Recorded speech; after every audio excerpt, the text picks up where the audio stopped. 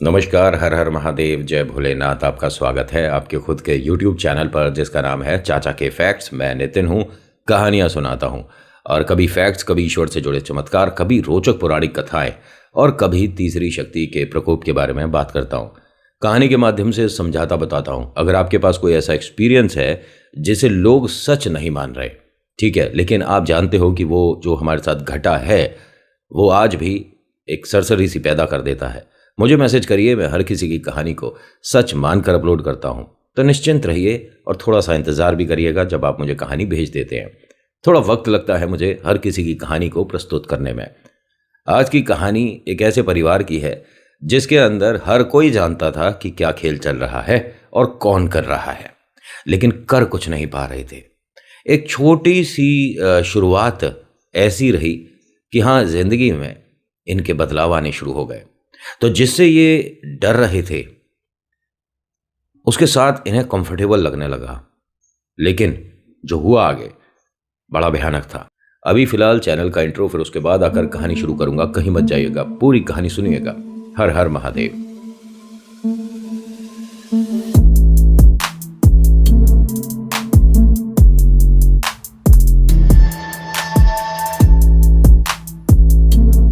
कहानी शुरू करने से पहले एक आपसे रिक्वेस्ट है मेरी कि अगर पसंद आती है कहानी तो प्लीज़ लाइक करिए, शेयर करिए, कमेंट में लिखिएगा जय श्री राम, आपका नाम आपकी जगह।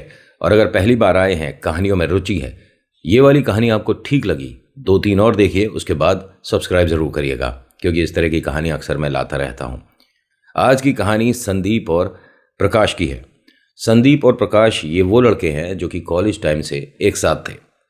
संदीप, मैं देखिए नाम में कंफ्यूज हो जाऊं इसलिए पहले ही बता देता हूं कि संदीप वो लड़का है जो टोने टोटकों में एक विशेष स्थान प्राप्त करना चाहता है। उसे इस विद्या में रुचि है और बहुत समय से है। घर वाले कहते कहते थक चुके हैं, लेकिन अब इसके दिमाग पर कोई असर नहीं पड़ता। ये अपनी पढ़ाई भी कर रहा है, जो बाकी काम होते हैं हम सबके, जैसे जॉब करना है, मेहनत करना है, फ्यूचर सिक्योर करना है, वो सब कर रहा है, लेकिन हाँ, इस विद्या को भी छोड़ नहीं रहा है। आपको एक चीज़ बताऊं, अगर आप इस विद्या की तरफ जाते हैं तो कहते हैं ना कि जब कुछ मिलता है तो उसके रिप्लाई में देना भी पड़ता है। आप मेहनत करते हैं, जॉब करते हैं, तभी आपको पैसे मिलते हैं, है ना। ऐसे ही टोटकों के साथ भी है कि अगर आप टोटकों के अंदर अपनी रुचि बढ़ा देते हैं और उसे पढ़ना शुरू कर देते हैं तो वो भी वापसी में कुछ ना कुछ मांगते हैं। जैसे कि कर्ण पिशाचिनी के बारे में आप जानते हैं कि उसकी डिमांड ये रहती है कि तेरी शादी नहीं होगी, और हुई तो विवाहित जीवन नहीं चलेगा। कर्ण पिशाचिनी की जो मेरे पास अभी एक कहानी आई हुई है जो बतानी है आपको, ये वास्तव में, मतलब पहली बात तो 2023 की है और 3 महीने पहले की है, तो ये आप तक ज़रूर आएगी। इस वाली कहानी के हो सकता है जस्ट बाद आएगी। खैर, मैंने जितना बताया उतने में आप समझ चुके होंगे कि संदीप को घर वाले भी अब कहते कहते थक चुके थे कि अब इसको बताना समझाना बेकार है। इसका जो दोस्त है, संदीप का जो दोस्त है राकेश, ये बहुत सीधा साधा एक सरल परिवार का एक मिडिल क्लास फैमिली वाला, वैसी ही सोच रखने वाला लड़का है। वो डरता है इन चीज़ों से, लेकिन कहते हैं ना कि दोस्ती में कोई सामने वाले की ना खामियों को देखता नहीं है कि दोस्त में ये कमी है, अरे छोड़ो कोई बात नहीं, हमारा दोस्त है ना, उसमें 100 कमी सही, लेकिन हमारा दोस्त है तो अच्छा है। संदीप वो लड़का जो टोटकों में एक स्थान प्राप्त करने वाला है या चाहता है, और राकेश एक सीधा साधा सरल से परिवार का लड़का।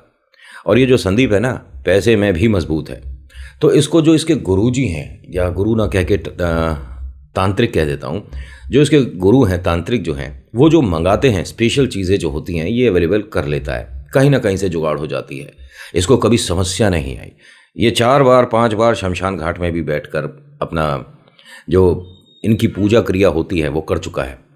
और उसके अंदर एक बार इसे मतलब पकड़ा गया था, और डांट डपट के जब बाहर निकाल रहे थे तो ऐसे में पुलिस को भी बुलाया गया था, क्योंकि ये बहुत बड़े रईस परिवार से आता है, तो थोड़ी सी बातें ज़्यादा प्रकाशित नहीं हुई।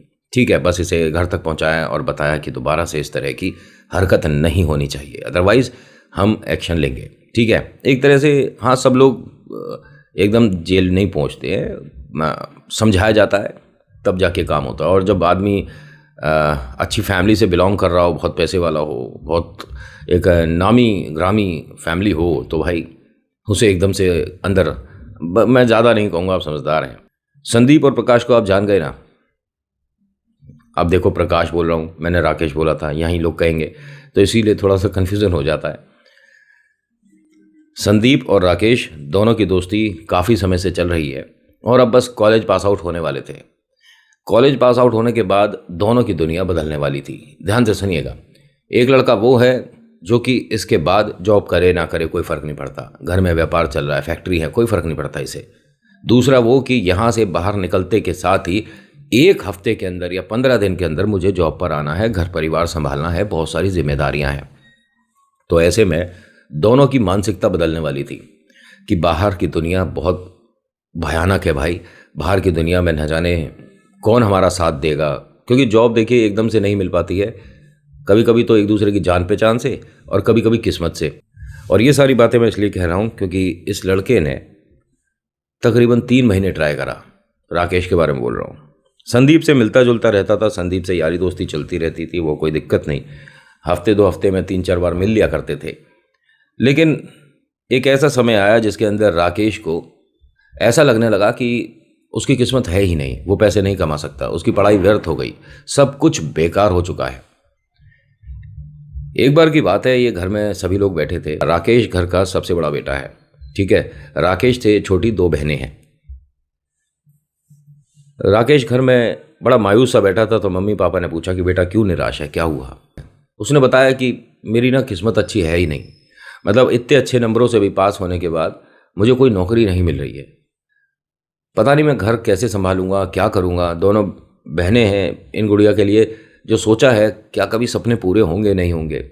पापा ने कहा कि धैर्य रखो और धीरे धीरे अपना बस काम करते जाओ, जो ऊपर वाला है ना उसके पास सब कुछ एक रजिस्टर में नोट है, कौन कितनी मेहनत कर रहा है, कौन कितने समय से मेहनत कर रहा है, किसको क्या मिलना चाहिए, किसको क्या ज़्यादा मिलना चाहिए, सब कुछ ईश्वर ने तय कर रखा है। तो तू बस अपना काम करता जा, फल तो ज़रूर मिलेगा। 1-2 दिन और बीते, लेकिन अब ये इतना ज़्यादा टूट गया कि अकेला घंटों कहीं ना कहीं कोने में जहाँ जगह मिलती है, रोड के डिवाइडर पे बैठ गया साइड में, या समुद्र किनारे जाकर बैठ गया। मतलब बहुत बहुत देर तक ये बैठा रहता था। इसे कुछ नहीं समझ आ रहा था कि ज़िंदगी मेरी किस तरफ जा रही है, मुझे करना क्या है। इसका फ़ोन रिंग करता है। इसके फ़ोन पर इसके दोस्त का फ़ोन आया था और संदीप जो है ये थोड़ा सा ज़्यादा जान गया है। संदीप ने इसे फ़ोन करके पूछा कि भाई इतने दिन हो गए, करीब 16-17 दिन हो गए, तू मिला नहीं।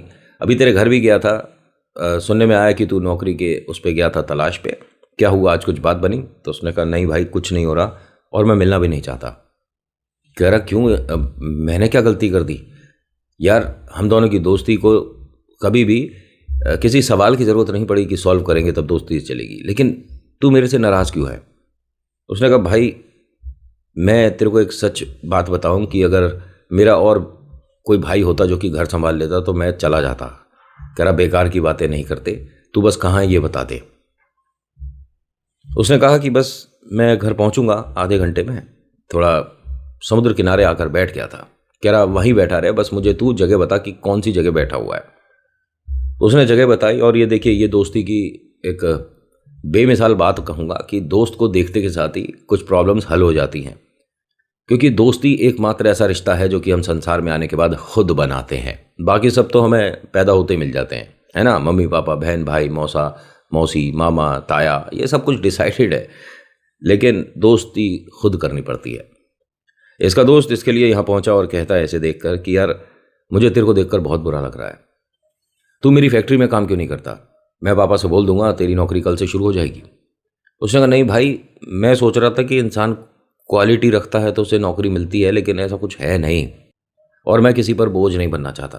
तो उसने कहा बोझ की क्या बात है, तू कहीं और भी तो काम करेगा, अगर मेरी जगह काम कर लेगा, मेरी फैक्ट्री में काम कर लेगा, पापा के अंडर काम कर लेगा तो क्या दिक्कत है। और हाँ, ऑफिस मैं भी कभी कभी आ जाया करता हूँ, तू टेंशन मत ले। अब देखिए इतने समय से ट्राई कर रहा है, नौकरी नहीं मिल रही और दोस्त ने आते ही समस्याएं खत्म कर दी, तो दोस्त अच्छा है ना। इसने कहा लेकिन मैं जॉब इधर उधर भी ट्राई करता रहूँगा, क्योंकि घर परिवार में देख पैसों की ज़रूरत तो है और मैं अगर कमाऊँगा तो पापा मम्मी बहनों को सहारा मिलेगा। उसने कहा हाँ लेकिन मेरी एक शर्त है। कैसी शर्त भाई? कभी कभी हम दोनों घूमने जाया करेंगे। तो हंसने लगा। उसने कहा ये कैसी शर्त है? बस कहीं ऐसा ना हो कि तू कहे कि मुझे बॉस ने काम दे रखा है, मैं नहीं आ सकता, मेरे ऑफिस में ऐसा वैसा, छुट्टी की टेंशन मत ले, जब कहेगा जब छुट्टी दिलवा दूंगा। बोल हाँ। उसने कहा भाई लेकिन अंकल से पूछ तो ले। उसने अभी ले, उसने फ़ोन निकाला, पापा को फ़ोन करा। उसने पापा से कहा कि पापा आप जानते हो ना कि मेरा दोस्त है राकेश। उन्होंने कहा हाँ जानते हैं, अच्छा लड़का है, भले घर का लड़का है, प्यारा है, क्या हुआ, सब ठीक है? सब ठीक है, जब इतना ही भला है, प्यारा है, तो उसे नौकरी क्यों नहीं देते? उसके पापा वहाँ हंसने लगे, क्या बोल रहा है, मतलब नौकरी? पापा ये ऐसे ऐसे इतने समय से नौकरी की कोशिश कर रहा है और ये मायूस हो चुका है, उदास है, क्या हम इसकी मदद कर सकते हैं? मैंने इसे वादा कर दिया है। पापा ने कहा जब तूने वादा कर दिया तो नौकरी इसकी कल से शुरू। और हाँ, इसको बता देना कि कोई एहसान नहीं है, हमें अकाउंटेंट की ज़रूरत भी है और इसका अकाउंट्स बेहतरीन है, मैं जानता हूँ। वो एकदम खुश हो गया और एकदम फ़ोन पे बोलता है, उसके हाथ से फ़ोन छीन कर, कि अंकल आप निश्चिंत रहिएगा, अकाउंट्स को मैं अच्छे से मैनेज कर लूँगा, जो भी प्रॉब्लम्स हैं मैं उसे सॉल्व कर सकता हूँ अंकल, मैं बैलेंस शीट वगैरह। और ये इतना ज़्यादा खुश हो रहा था कि ऐसा नहीं है कि इस पे एहसान किया गया है, इसके काम को इसीलिए दिया जा रहा है कि हाँ इसमें हुनर है। अब इसके दोस्त ने, संदीप ने पूछा, पापा तनख्वाह क्या होगी इसकी, क्या बताऊँ? उन्होंने कहा कि जो हमारे पहले अकाउंटेंट की थी उसमें 3 गुना इसका, जो पहले की अकाउंटेंट की थी, क्योंकि तेरा दोस्त है, अच्छा लड़का है, अच्छे परिवार का है और काबिल है, तो उसे इतने, ये इसके लिए भरपूर रकम है। खुशी का ठिकाना नहीं, इस दोस्त से अच्छा कोई नहीं, दोस्त क्या भगवान कहो जिसने घर संभाल दिया। लेकिन ये टोटके करता है, और ये टोने टोटकों में कई कदम आगे निकल चुका था इतने समय में। मैंने बताया ना कि इसे एक बार शमशान घाट से भी घर तक पहुंचाया गया था, क्योंकि ये उस अवस्था में था जिस अवस्था में कोई बाहर नहीं निकलना पॉसिबल होगा, लेकिन ये बाहर था और ये अपनी क्रिया वगैरह कर रहा था। जिसके लिए पढ़ रहा था उसके साथ खेल भी कर चुका था ये। मतलब घर को उथल पुथल करने में, घर में बीमारी घुसाने में इसे सेकंड नहीं लगते हैं लड़के को, ऐसा कहा जा सकता है। इसने जो पढ़ रखा है, इसे जो आता है, ऐसे में किसी के लिए करके अगर इसने कुछ कर दिया, मतलब उसके घर के आगे रख दिया या उसके घर तक पहुंचा दिया, तो घर का कोई ना कोई सदस्य बीमार जरूर रहेगा, ऐसा इसे आता था। एक प्रेत होता है जिसको मैं नाम ना देकर आपको बस ऐसे समझाता हूं कि अगर वो घर के अंदर है तो घर के अंदर से बीमारियां बाहर नहीं निकलती हैं। कोई ना कोई घर का सदस्य, खांसी, बुखार, जुकाम, बुखार मतलब पेट दर्द, पैर दर्द, ऐसा कुछ रहेगा।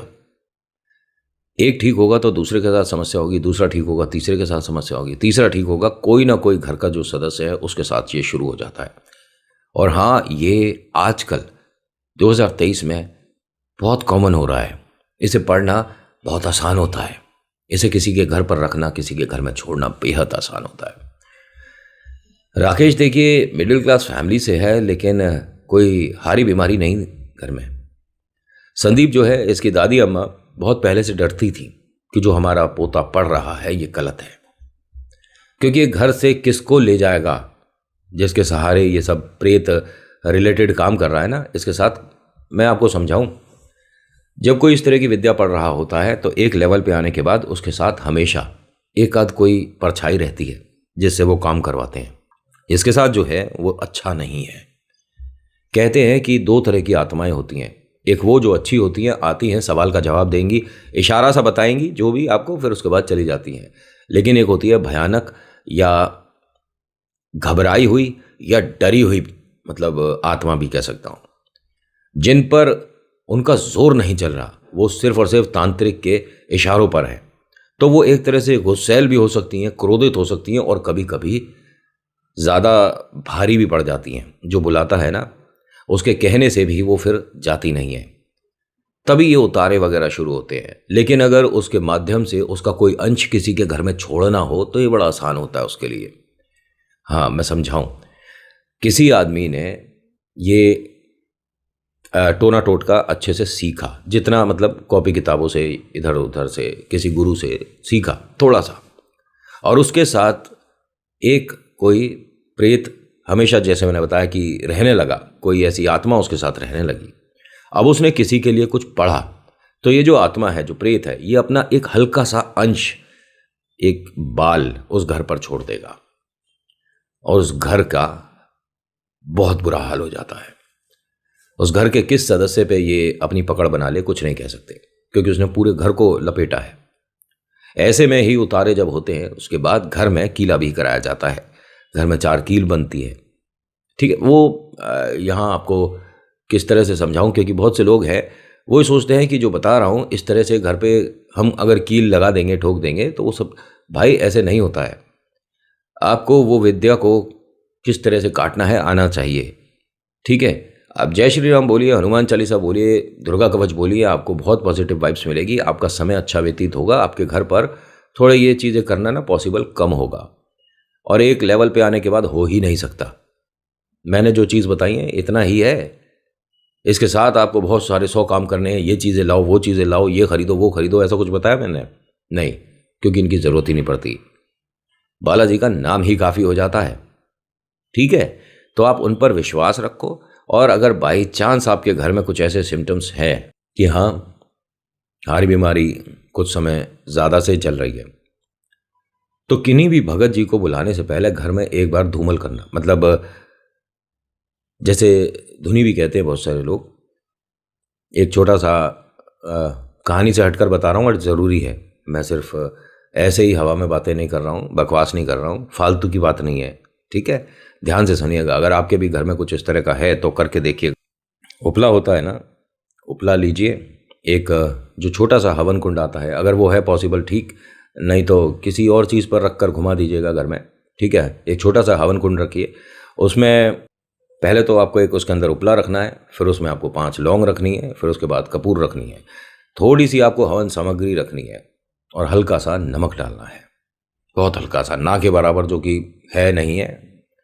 और जब आप उसे प्रज्वलित कर दें, मतलब जब जले, तो जब धुआं निकल रहा हो उस वक्त हल्की सी चीनी।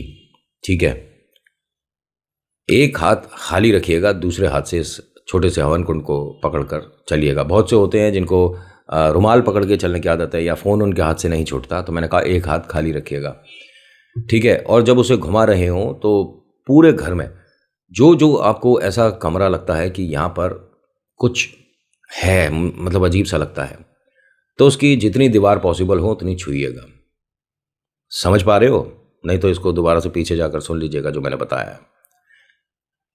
और इसके बाद अगले दिन सुबह, मतलब जब भी आप ये करते हो उसके बाद अगले दिन सुबह आपको जो पोंछा लगवाएंगे घर के अंदर, मैंने कई बार बताया कि नमक का, सैदा नमक डालकर या नॉर्मल नमक जो होता है उसे 1 चम्मच उस पानी में डालिए जिससे पोंछा लगता है, या शैम्पू साबुन जो मिलता है डालिए, लेकिन उसके साथ थोड़ा सा नमक डालिए।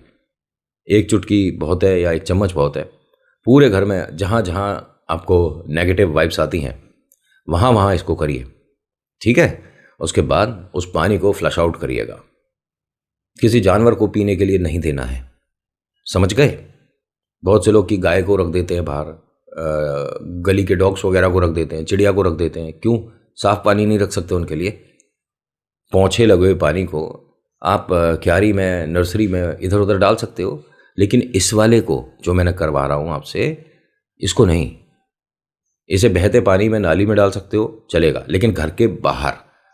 और अगर घर के अंदर ही आप भाई अपार्टमेंट में रहते हो, यहाँ नाली वगैरह कहाँ से आएगी, कितनी दूर जाना पड़ेगा, तो आप अपने घर के टॉयलेट जो वॉशरूम है उसमें फ्लश आउट कर दीजिए, और उसके बाद पानी चला दीजिए, निकालिए उसे घर से बाहर।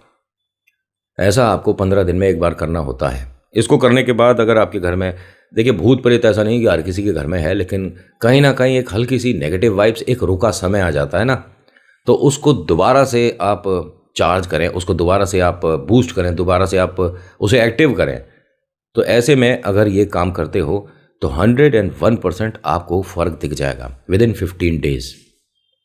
और अगर आपको ज़्यादा लगती है तो आप ऑल्टरनेट डेज, मतलब हर दिन के बाद एक दिन इस तरह का करिए जो मैंने आपको पोंछा बताया कि इस तरह से आपको करना है, लगाना है। अच्छा, बहुत से लोग जो हैं घर के ड्राइंग रूम के आसपास या ड्राइंग रूम में झाड़ू रखते हैं, ये बंद कर दीजिए रखना। ठीक है, ये भी पता होगा कि आपको झाड़ू को खड़ी नहीं रखा जाता। कुछ लोगों के सवाल हैं जो कि मैं सॉल्व कहानी के बीच में ही कर रहा हूँ। वैसे तो मुझे Q&A करना चाहिए तो ज़्यादा मैं अच्छे से समझा पाऊँगा एक एक बात को, वरना कहानी से ध्यान भटक जाएगा। होता क्या है कि इसकी नौकरी पक्की हो जाती है अपने दोस्त के फैक्ट्री में। घर पहुंचता है, घर पे बताता है मिठाई के डिब्बे के साथ कि नौकरी तय हो गई है, तनख्वाह ये है। पापा ने पूछा कि भाई कहाँ पर है, कौन सी कंपनी है। तो जैसे ही बताया कि उसकी कंपनी है, उसकी फैक्ट्री है, तो वो जो इंटरेस्ट था, जो क्रेज़ था पूछने का कि नौकरी कहाँ शुरू हुई है, पापा मम्मी के चेहरे पर से हट गया। उन्हें साफ पता पड़ गया कि दोस्त ने एहसान किया, लेकिन ऐसे नहीं किया जो कि ना करे तो बेहतर है। वो जानते हैं, और वो क्या, बहुत लोग जानते हैं कि वो क्या पढ़ रहा है, क्या टोटके कर रहा है। उन्होंने कहा बेटा तेरे को कहीं और नौकरी नहीं मिली जो किसी के एहसान को सिर पर लेकर चलेगा। मतलब, अरे तेरे में काबिलियत है, तू कहीं और भी नौकरी कर सकता है, तुझे वहाँ क्या ज़रूरत है। जैसे तैसे तो कॉलेज के बाद तू उस लड़के से हटा था, अब दोबारा से उसी के साथ तू। उसने कहा कि उसने मुझे गिरते हुए को संभाल लिया। मैं भगवानों से प्रार्थना करता रहा, किसी ने नहीं सुनी, लेकिन मेरे दोस्त ने 1 मिनट में मेरी सारी प्रॉब्लम दूर कर दी। मैं अब इसकी नौकरी इसलिए नहीं कर रहा हूँ कि मेरा दोस्त है, इसलिए कर रहा हूँ क्योंकि अंकल को विश्वास है। अंकल को एक ऐसे अकाउंटेंट की ज़रूरत थी जो उनकी समस्याएं, जो प्रॉब्लम्स है, उनको अच्छे से मैनेज करे। जो तो पापा, ये आप दिल से बात निकाल दो कि कोई एहसान कर रहा है, मेरी काबिलियत से मुझे नौकरी मिली है। पापा ने कहा कि अगर तू हमें कुछ मानता है तो बस ये ज़रूर बताता रहियो कि वहाँ चल क्या रहा है। वो लड़का तेरे से कुछ करवा रहा है, कुछ दे रहा है कहीं रखने को, समझ रहा है ना तू। अरे मेरे से क्यों कहेगा वो, मैं जानता हूँ कि वो टोने टोट के पढ़ता है, उसे आता है, लेकिन वो किसी के साथ कोई गलत काम नहीं, वो उसका इंटरेस्ट है, वो चीज़ें जानना चाहता है। माँ ने कहा कि बेटा आज नहीं तो कल तुझे पता चल जाएगा कि उसका इंटरेस्ट किस चीज़ में क्यों है और तुझे नौकरी क्यों मिली है। हाँ ठीक है।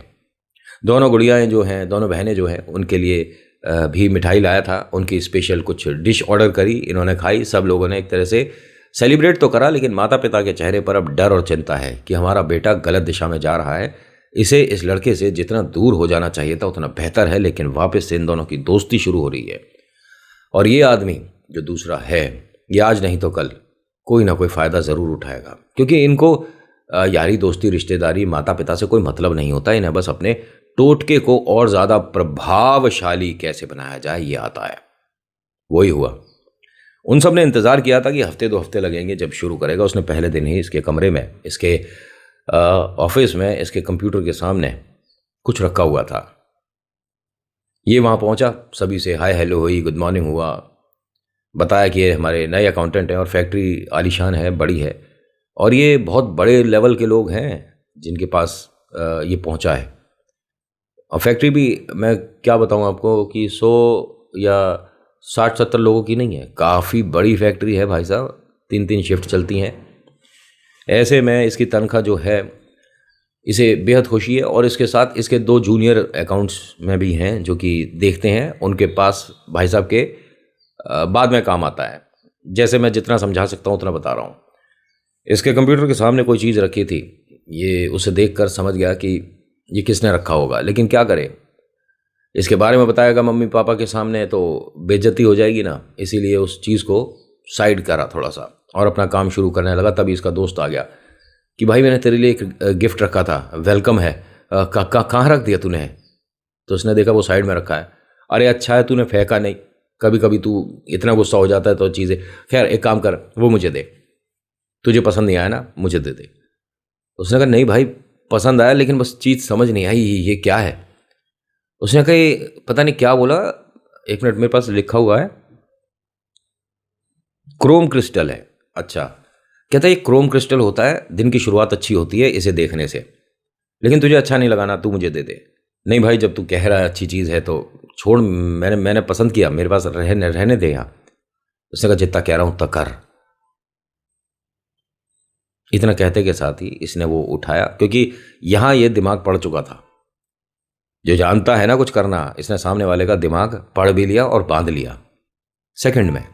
जो उसके सामने चीज़ रखी थी वो साधारण नहीं थी, और अगर आपका दोस्त कोई चीज़ मांग रहा है, आप उठाकर दे रहे हो, तो वो साधारण तरीके से पकड़ेगा ना, लेकिन उसने एक रुमाल पर रखा उसे और उसकी तरफ हंस के देखने लगा कि तू किस बात से डर रहा है, चिंता है तुझे।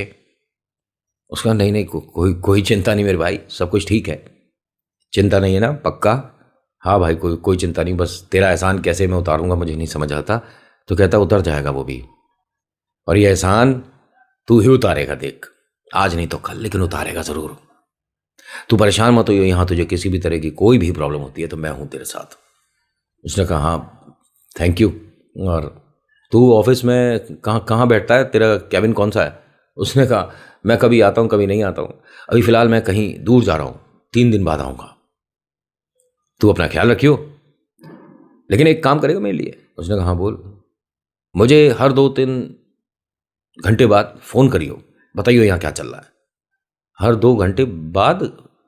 अरे मजाक कर रहा हूँ भाई, तू तो घबरा गया। उसने कहा अरे मैं चिंता में आ गया कि हर 2 घंटे बाद फ़ोन करना है, ऐसा क्या है यहाँ पर फैक्ट्री में। तो उसने कहा एक काम कर मेरे भाई, इधर आ, थोड़ा आगे आ।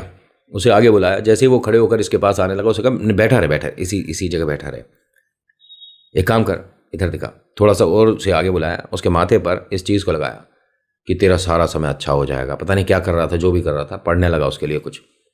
ये दोस्ती है, ये बेहद गहरी दोस्ती है, बहुत अच्छे दोस्त की निशानी है जो ये कर रहा है ना। भाई साहब जब इसने करा तो संदीप का ये कहना है कि मुझे इसी कमरे में पहले नहीं लग रहा था, लेकिन एक स्मेल आनी शुरू हो गई और सिर्फ मेरी टेबल के पास आ रही थी। ये कैबिन काफ़ी बड़ा है, जो ऑफिस है वो काफ़ी बड़ा है। इसका दोस्त ये सारे काम करके चला गया, हंसता हुआ बोलता हुआ खुद चला गया, लेकिन इसे इसके डेस्क के आसपास एक स्मेल आनी शुरू हो गई। इसने सारी टेबल, सारी मतलब ड्रॉर वगैरह खंगाल दी, भाई साहब कहीं कुछ नहीं है। लेकिन जब ये कमरे में आया था, देखिए जब कोई बिल्कुल से पैक कमरा है, 4 दीवार, और बिल्कुल उसमें एकदम आते हैं तो एक हल्की सी स्मेल भी होती है तो बहुत देर तक रहती है। जैसे कोई रूम फ्रेशनर है, कोई खुशबू किसी ने स्प्रे कर दी तो बहुत देर तक रहती है। ये स्मेल बड़ी अजीब है कि सिर्फ इसकी टेबल के पास आ रही है और पूरे कमरे में कहीं नहीं है। अगर स्मेल है तो एक जगह क्यों? ये प्रेत होता है, जहां जहां वो होगा वहां दुर्गंध आती है। और इसे समझ नहीं आ रहा कि ये पहले नहीं आ रही थी। इसको ना कोई लगातार बराबर वाले कांच वाले कैबिन से देख रहा था।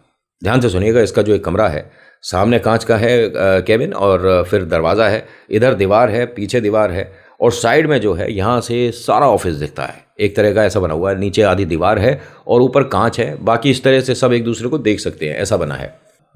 तो एक आदमी जो उधर खड़ा था वो लगातार इसे देख रहा था। उसने हाथ जोड़े इसकी तरफ और कहता है कि चले जाओ। इसने उसे देखा, भाई क्या बोला इसने? उसने इशारा करके उस लड़के को, आदमी को बुलवाया। जैसे ही वो केबिन के अंदर आते हैं एकदम से मुंह पर रुमाल रख लेते हैं और फिर उन भाई साहब को बोलते हैं, अकाउंटेंट को, कि बाहर आ जाइए। वो भी इसकी बात सुनकर आराम से बाहर आया। कहता है कि आप क्या कह रहे थे?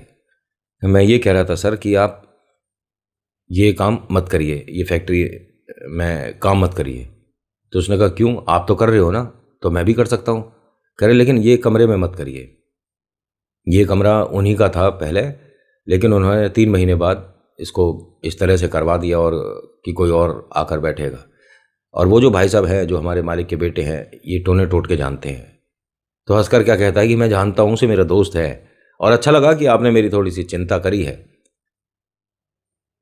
लेकिन दोबारा नहीं करना, वरना मैं नौकरी से बाहर करवा सकता हूँ। मेरे दोस्त का है ये फैक्ट्री वगैरह।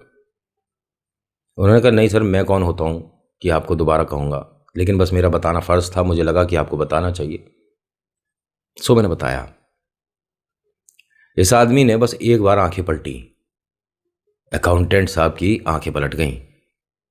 दोबारा हमदर्दी दिखाई तो इसके साथ साथ तुझे भी चबा जाऊंगा।